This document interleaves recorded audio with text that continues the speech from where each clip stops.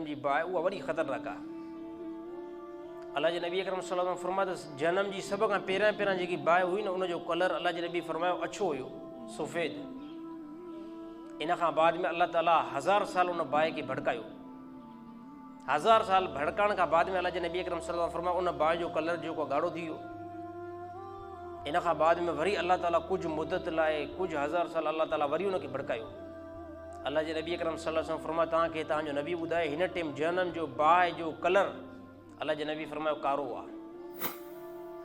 ऐं उहो दुनिया जी बाहि जे मुशाबे जेकी आहे बाहि थोरी आहे। दुनिया जी बाहि इंसान खे मौत ताईं पहुचाईंदी आहे, इंसान खे ख़तमु कंदी आहे, दुनिया सां तालुक़ कटाईंदी आहे। जेकॾहिं बाहि जे अंदरि को माण्हू किरी पई, काफ़ी अलाए केतिरा जेको मरी विया, दुनिया जो बाहि जो रिज़ल्ट इहो इंसान खे ख़तमु करे छॾींदी आहे। बसि जनम जी बाहि जो रिज़ल्ट ॿियो आहे। उहा छा कंदी आहे, उहो इंसान खे जेको आहे साड़ींदी आहे, अहिड़ी तरह साड़ण खां बाद में इंसान खे मारींदी न आहे।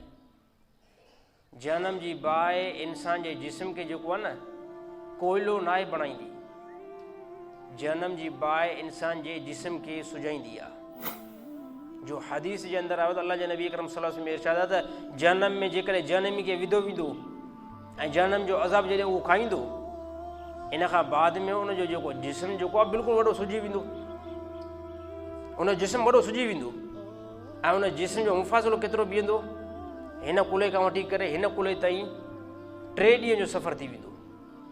हाणे घणियूं 2 गिराटूं थींदियूं, केतिरो ई बाडी वारो माण्हू जे 2 गिराटूं 3 गिराटूं कुलनि जो मुफ़ासिलो आहे। एतिरो वॾो बाडी वारो हुजे 4 गिराटूं 6 गिराटूं खां मथे त कंहिंजो जेको आहे कुलो बीहंदो ई न आहे। जनम जी बाहि में जॾहिं इंसानु पवंदो न, उहा जनम जी बाहि इंसान खे सुजाईंदी वेंदी।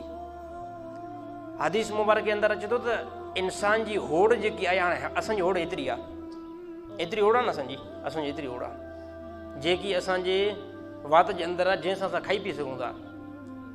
हदीस जे अंदरि अचे थो त इंसान जी इहा होड़ जनम में ओध जबल जेतिरी थी वेंदी।